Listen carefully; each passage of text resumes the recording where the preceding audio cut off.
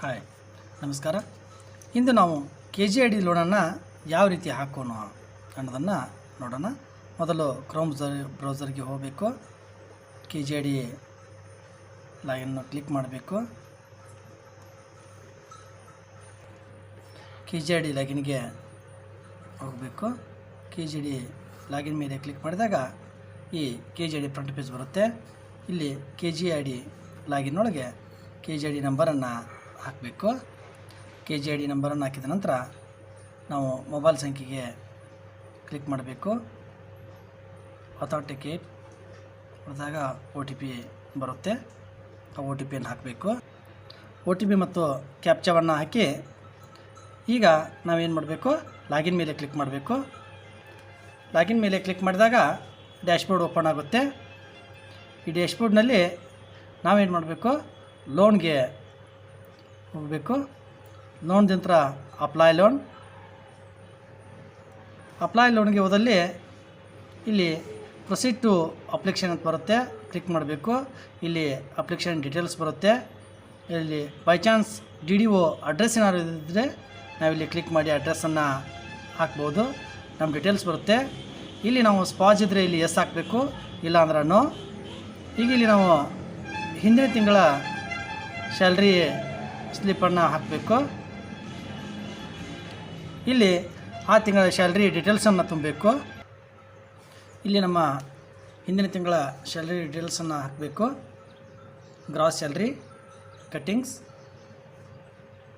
ವಿಮಾದಾರ ನಿವ್ವಳ ಕಂತು, ಅರ್ಹ ಸಾಲದ ಕಂತಿನ ಅಂಶ ಮೊಬೈಲಗು ಅಂದರೆ ಇಷ್ಟರೊಳಗೆ ನಾವು ಏನು ಮಾಡಬೇಕಾಗತ್ತೆ, ಲೋನನ್ನು ತೆಗೆದುಕೋಬೇಕಾಗುತ್ತೆ.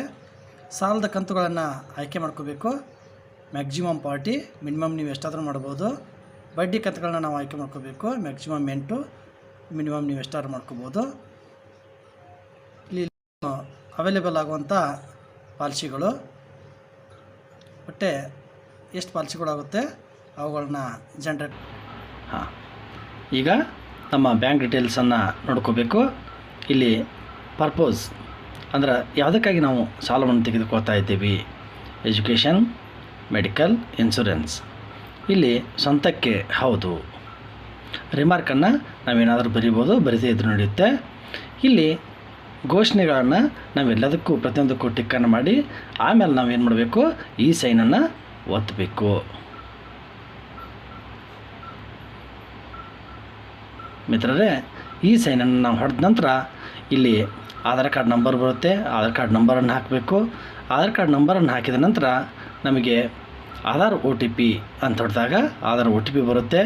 ಆಧಾರ್ OTPಯನ್ನು ಹಾಕಿ ಇಲ್ಲಿ ಗೆಟ್ OTP ಹೊಡೆದಾಗ ಆಧಾರ್ OTP ಬರುತ್ತೆ. ಆಧಾರ್ OTPಯನ್ನು ಹಾಕಿ ಕೊನೆಗೆ ನಾವು ಸಬ್ಮಿಟ್ ಅಂತ ಮಾಡಿದರೆ ನಮ್ಮ ಅಪ್ಲಿಕೇಶನ್ನು ಸಂಪೂರ್ಣವಾಗಿ ಸಬ್ಮಿಟಾಗಿ ಈ KGID ಆಫೀಸ್ಗೆ ತಲುಪುತ್ತೆ. ಆನಂತರ ನಾವು BOR ಲಾಗಿನ್ ಒಳಗೆ ಅದನ್ನು ಅಪ್ರೂವಲ್ ಮಾಡಿ ಕಳಿಸ್ಬಿಟ್ರೆ 1 ವಾರದಲ್ಲಿ ನಮಗೆ ನಮ್ಮ ಲೋನು ಶ್ಯಾಂಕ್ಷನ್ ಆಗಿ ನಮಗೆ ನಮ್ಮ ಖಾತೆಗೆ ಜಮೆ ಆಗುತ್ತೆ. ಮಿತ್ರರೇ, ಇದೇ ರೀತಿಯಾಗಿ KGID ಹಾಗೂ ಇತರೆ ಶೈಕ್ಷಣಿಕ ಮಾಹಿತಿಗಳು ನಿಮಗೆ ಬೇಕಾಗಿದ್ದರೆ ನಮ್ಮ ಚಾನಲನ್ನು ಲೈಕ್ ಮಾಡಿ, ಶೇರ್ ಮಾಡಿ, ಸಬ್ಸ್ಕ್ರೈಬ್ ಮಾಡಿ. Thank you.